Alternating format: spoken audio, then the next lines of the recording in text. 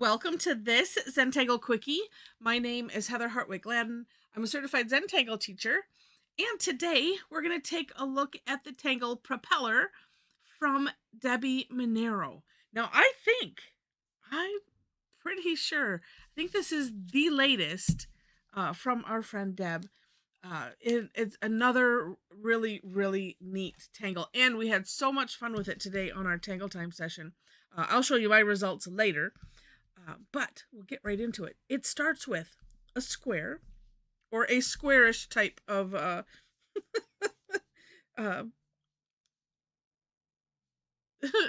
square-ish. We'll just leave it at that. Um, Center-ish. Everything is ish today. All right.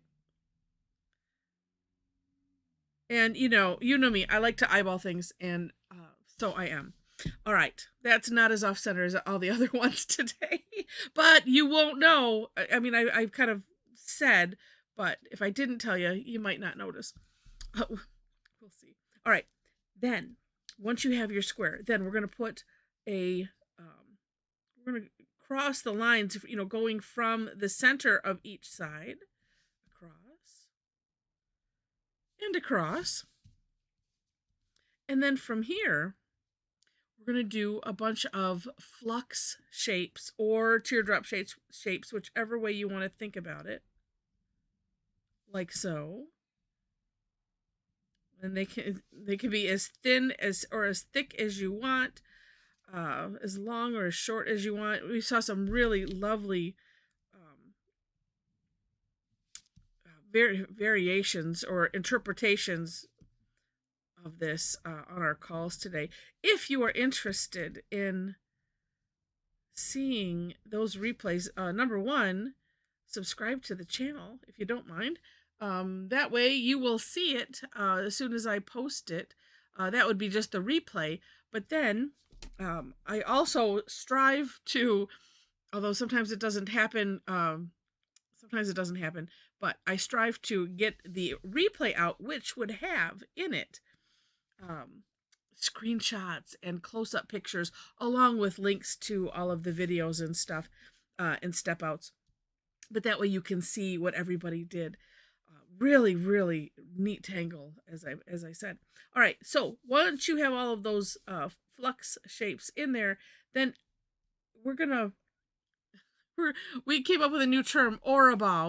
We're gonna aura that first box that we made and hollow underneath these sections. So, and you pick the distance, of course. It helps if I make it right to that line and not before. And this you can go around as many times as you want. I'm gonna, it's up to you how much of the flux shapes that you want to leave. To get some extra ideas, do take a look at the For More Inspiration link so you can see Debbie's step out and her work and give you some ideas and see where you go with them. This one is kind of neat because I'm not really, you notice I'm not air drawing where that corner is. Normally, well, like this, coming from here, and I air draw over that section, right?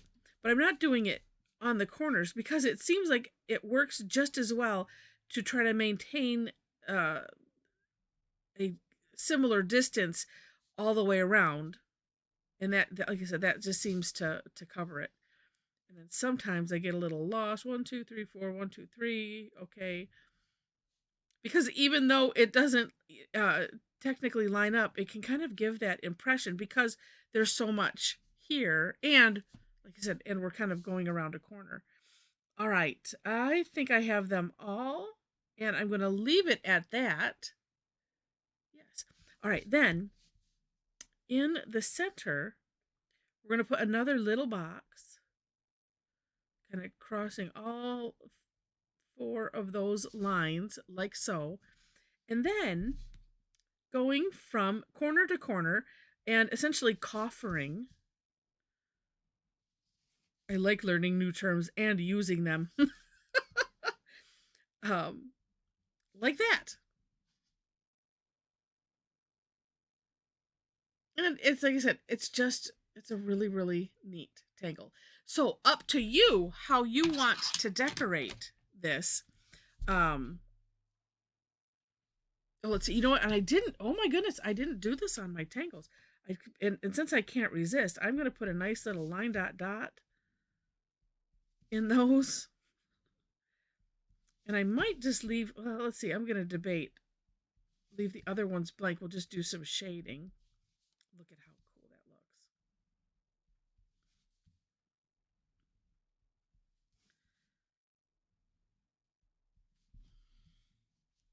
looks. You know what? I am going to. Let's see. Gosh. I'm debating if I want to fill in that center solid. You know, I can do that last if I want to. But let's just take a look at some shading. I'll show you my samples from earlier. You'll get some ideas. Now, one thing I did, and I thought it looked neat, because there's so many things that you can do. Besides, you have this huge space. This is like an enormous string that you can tangle. But one thing I decided is, because they're propellers, so I wanted to give it some motion. And so I'm just going on the one side and putting graphite on the outside of the flux shape.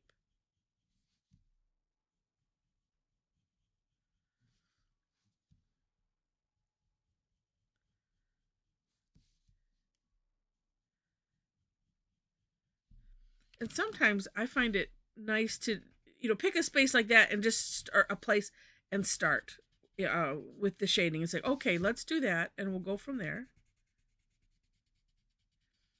And I hope you don't mind. I like to share my thought process, because I do get a lot of questions on the shading, or just not knowing where to start. And so sometimes I think, well, if I share what my brain is thinking, maybe that will help.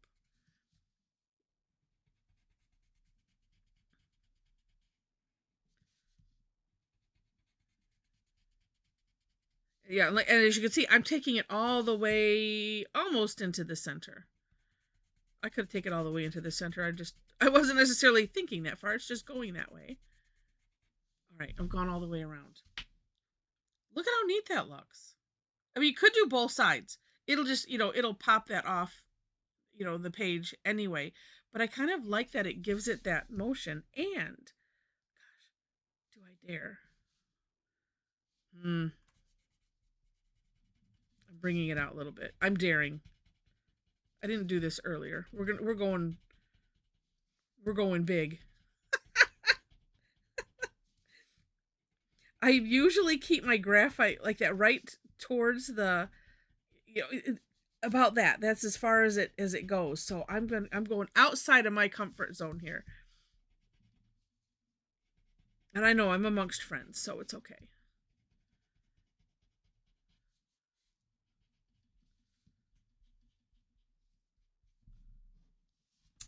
Oh, it made it a little bit more dramatic. That's interesting. All right. Then, now I mentioned, and I think I will, fill the center in solid.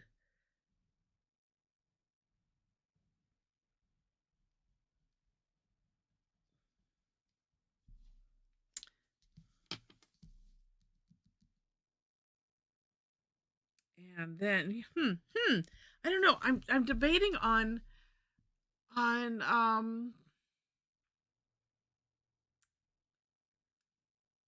the orange square. I don't know. You know what?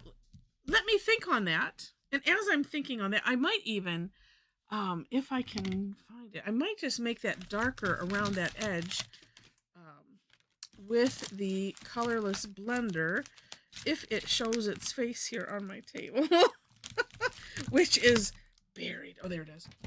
In pens. Let's do this. I'm just going light. And again, this is the colorless blender from Prismacolor. Ooh, and see what that did? And okay, here's the other thing. is maybe if I bring this out a little bit more uniformly, something is just, it was not clicking in my head a little bit. But so I'm using the colorless blender right on the edge, so that way I don't have to introduce any more graphite. But look at how it makes it darker. It is just magic.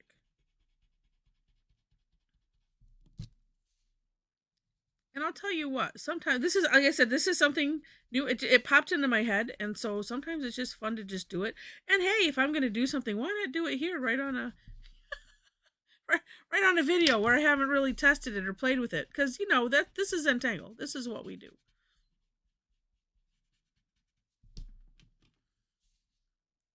Well, I say, that's what I do.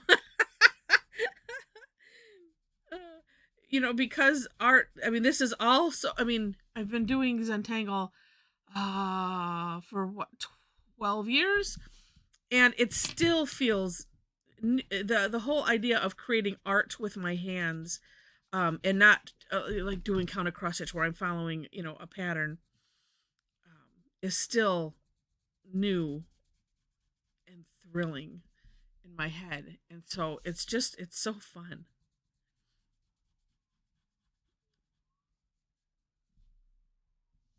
Yeah, it's just, I don't know, it's just miraculous what this does. And I, you know, like I said, if you just need to get, you want to get in there and have that little bit of extra darkness, but not add some more graphite, this is your tool. All right, I think I've got them all. Yeah, I like it. Well, let me show you. Let me show you the other ones I did, and yeah, I mean, this way, this is the basic. This is the basic tangle, and then you can. Let me move that up. There we go. I had mentioned, in the blog post that I made about this, that is the For More Inspiration link. I mentioned that this is dated 11/11, which was Veterans Day. And so I just said, oh, I've got some red, this white-ish gold, some patriotic tiles that I prepped. And I thought, oh, I'm going to use that because I was thinking that maybe, and Deb's so conscious, that's what, why she thought Propeller. So anyway, so this one, you know, same thing, but I put a tangle in every other section. You know, of course, you can do whatever you want. That was just what I decided to do at the moment. And then played on a black tile, which allowed me to add some white highlight, and that's just nice. And yeah, in this one I filled in all of the spaces with tangles, but added some chalk pencil, you know, to highlight the one side. I don't know. I didn't have too much thought process. I just kind of did, which is fun to do. And yeah, it's just neat. So there we have it. All right. Well, I hope you enjoyed this. And if you did, please click on the like button. And if you liked it enough to see more, would love to have you be a subscriber to the channel. I mentioned the description section where you'll find the step outs, and below that is my link tree. So if you would like to follow me for classes, there are links there to do that. The one thing that is still not, I don't have it separated out for classes specifically, but if you follow my Facebook page, then you will see when I post classes. And then also, if you happen to be on Facebook and want to take a look at our Tangle Addicts community group, you can do that. After you click the link, there are 4 questions that you have to answer, just to let you know. And everything on there is self-explanatory. Just click around and have fun. Let's see what else. No, I think that's it. Really, really neat tangle. And it takes on such a different look depending on how, you know, your proportions of everything. Just an amazing array that our our group came up with today during both Tangle Time sessions. So much fun. All right. So with that, thank you so much for watching, and I wish you happy tangling.